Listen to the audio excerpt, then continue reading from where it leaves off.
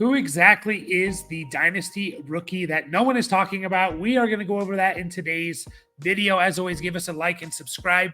We put out Dynasty content and regular fantasy content all year long. And today we are talking about one of my favorite dart throws at the end of a Dynasty rookie draft, or even as an undrafted free agent, and that is Jordan Whittington out of Texas. Now, he wasn't really on my radar until he was drafted. Didn't really watch much of his tape, didn't go over his numbers. I kind of saw him when I was watching the other Texas prospects in Worthy and A.D. Mitchell and Jonathan Brooks, but never really broke it down. So I decided to look more into him after I saw that he was drafted by the Rams. And man, I really like what I see from Jordan Whittington. And he's my pick for if anyone's going to have a Puka Nacua-like season. Now, no one's going to have, break the rookie record and have almost 1,500 yards who was drafted in like the 5th or 6th round.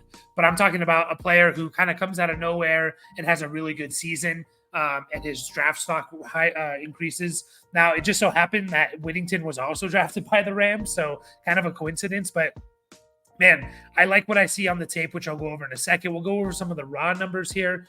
6'1", 204, so really nice size for a receiver. You see his production at his last year at Texas, 42 catches, 505 yards, and 1 touchdown.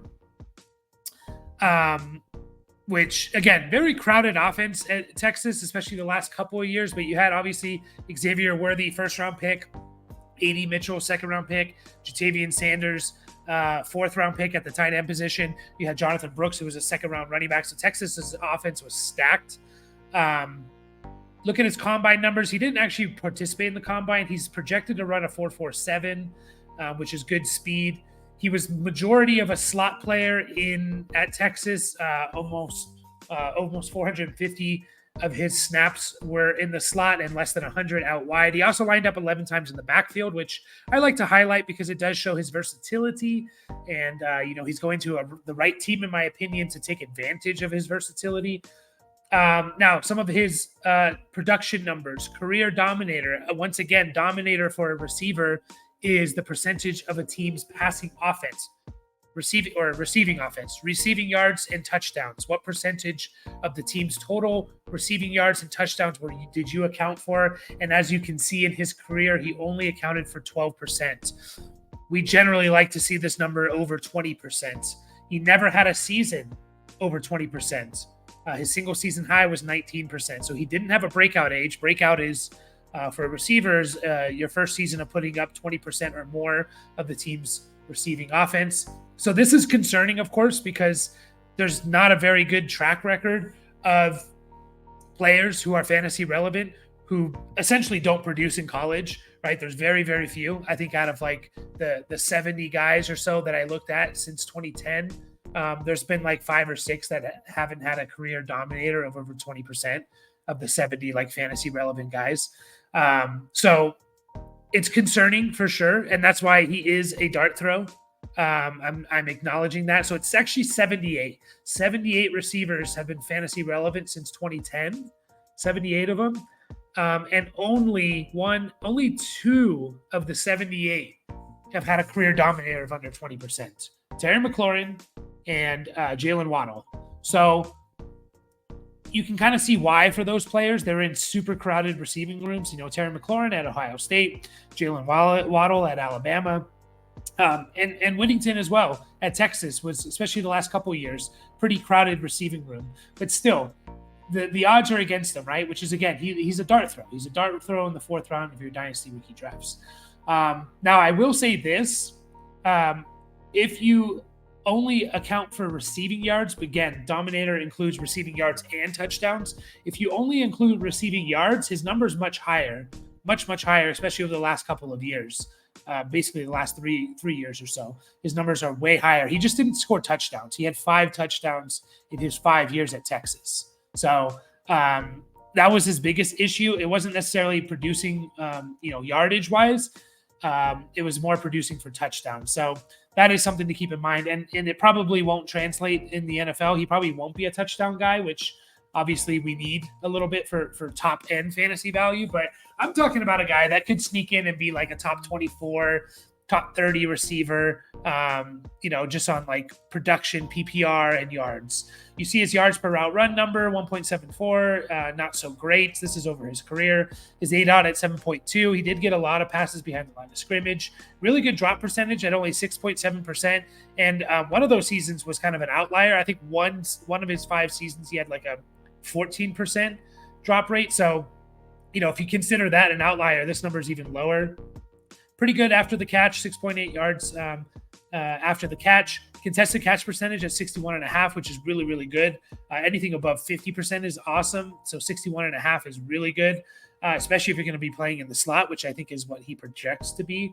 And then contested target percentage. This is a number I've been looking at more and more, is what percentage of your targets are actually contested. And what I think that means a lot of times for a receiver is, how good is your route running? Do you get open from your route running, right? If you're a really good route runner, you're going to be open 5 yards away from any other defender. So this number I really like. Anything under 15% is starting to put the, this is really interesting. This is intriguing. Anything under 15%. So he's at 7%. Now, I do need to note, this is over his career.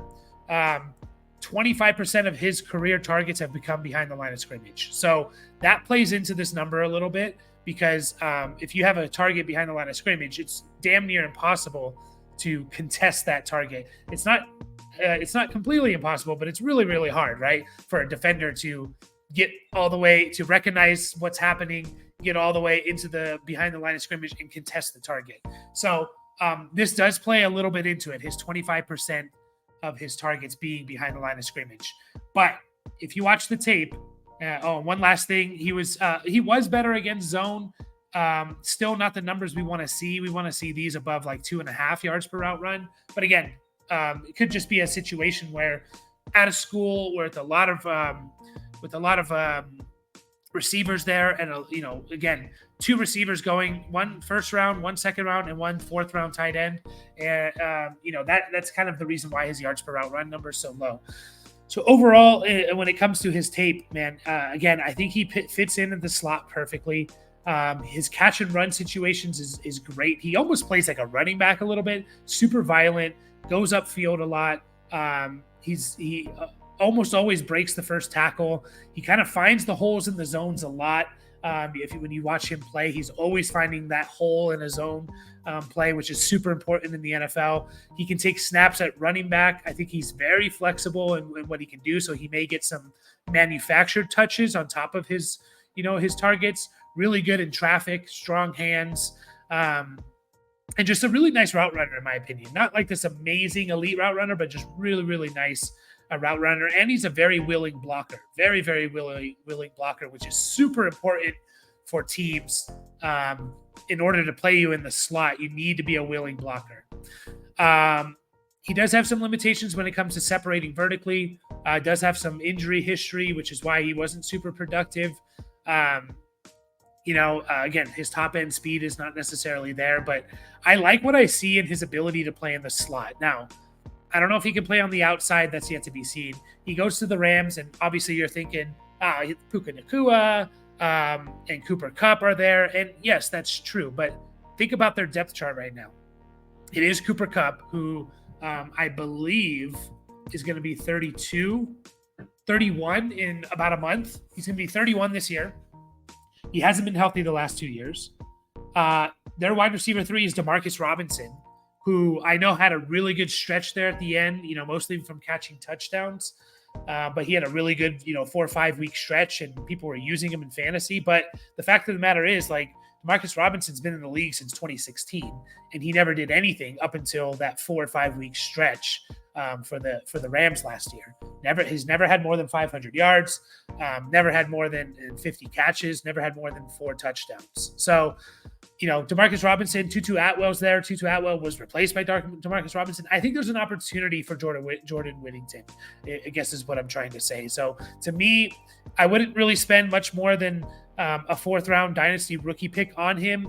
Probably better to even leave him undrafted and target him as a free agent. Again, I'm not saying he's going to be Puka Nacua, but if anyone's going to follow that path of just like a day 3 pick, a round 5, 6, 7 pick, who no one's really talking about, and he kind of surprises people. I think Jordan Whittington's going to be that guy. I really do. So hopefully he is.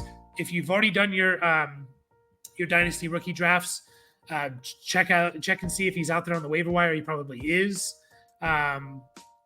So as always, guys, appreciate you watching. Like and subscribe. Good luck in your rookie drafts if they're happening now. And I hope you smash them. See you guys in the next video.